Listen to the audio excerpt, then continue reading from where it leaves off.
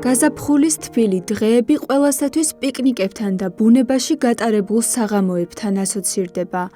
დამეთანხმებით, გარემოს დაბინძურება 21 საუკუნის ერთ-ერთი უდიდესი გამოწვევაა. გაზაფხულის სეზონი კი ერთიორად ზრდის ბუნების დანაგვიანების საფრთხეს. დღეს მოგიყვებით 8 ძირითადი გადაუმუშავებელი ნარჩენის შესახებ, რომლებიც ბუნებაში არ იშლება, არ შეიწოვება და საფრთხეს უქმნის ეკოსისტემასა და ჩვენს ჯანმრთელობას. პირველ ასეთ ნარჩენს ერთჯერადი პლასტიკური პარკები წარმოადგენს. პარკებს არ აქვს დაშლის უნარი, ამიტომ მრავალი წლის განმავლობაში რჩება გარემოში. ეს ნარჩენი ყველაზე მეტად საზიანოა ცხოველებისთვის, რადგან ძალიან დიდია რისკი იმისა, რომ საკვების მიღებისას პლასტიკური პარკის ნაწილაკები ცხოველის ორგანიზმში აღმოჩნდება. არანაკლებ სახიფათოა პლასტმასის ნარჩენები, რომლებსაც არ აქვთ ბიოდეგრადაციის უნარი და ხანგრძლივად რჩება ბუნებაში. პლასტმასისგან დამზადებული ყველა ნაწარმიდან, რაც აქამდე შეუქმნიათ, მხოლოდ 12% გადამუშავდება.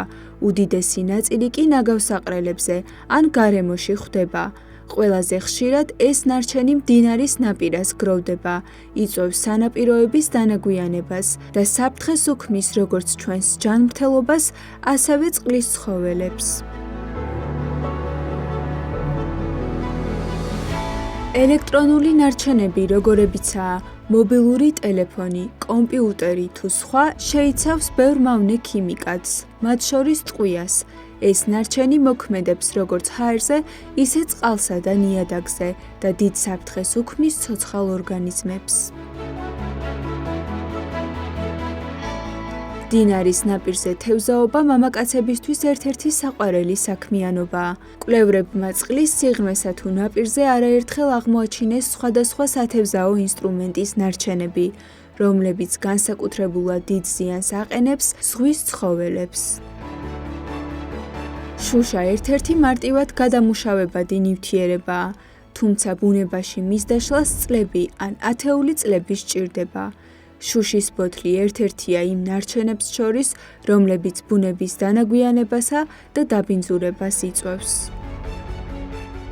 შუშის მსგავსად, ბუნებაში ალუმინიც მარტივად შეიწოვება, თუმცა ის წყლისა და ნიადაგის მახასიათებლებს მნიშვნელოვნად ცვლის, რაც ასევე უარყოფითად მოქმედებს ფლორასა და ფაუნაზე. ნიადაგის დაბინძურებას იწვევს ბევრი სხვა ქიმიკატიც, რომლებიც ძირითადად საყოფაცხოვრებო და ინდუსტრიულ ნარჩენებში გვხვდება, მაგალითად სათამაშოებში, ჭურჭელსა და სხვადასხვა აქსესუარში. მერვე ადგილს იკავებს მიკროპლასტიკები, ძალიან მცირე პლასტიკური ნაწილაკები, რომლებიც თითქმის ყველა ტიპის საყოფაცხოვრებო ნარჩენის შემცველობაში გვხვდება. ის დიდი რაოდენობით ვრცელდება ბუნებაში, მარტივად ორთქლდება და აღწევს ჰაერში. მიკროპლასტიკები უდიდეს საფრთხეს უქმნის წყლის და მიწის ცხოველების ჯანმრთელობას. გარემოს დაბინძურება მსოფლიოს უდიდეს ეკოლოგიურ გამოწვევას წარმოადგენს. ამის ერთ-ერთი გამომწვევი მიზეზი კი პლასტმასის და სხვა არაბიოდეგრადირებადი მასალის ფართო გამოყენებაა. აღსანიშნავია, რომ მსოფლიოში ამ პრობლემის აღმოსაფხრელად მუშაობა უკვე დიდი ხანია დაწყებულია. მსოფლიოს არაერთ ქალაქში ერთჯერადი ცელოფნების მოხმარება უკვე აკრძალულია და აქტიურად ხდება მრავალჯერადი გამოყენების ჩანთებით, ქაღალდისა და ბიოდეგრადირებადი პარკებით წახალისება. ამერიკის კონგრესმა ფედერალური აქტი შემოიღო, რომელიც ჯანმრთელობისა და სილამაზის პროდუქტებში პლასტმასის მიკროგრანულების არსებობას კრძალავს.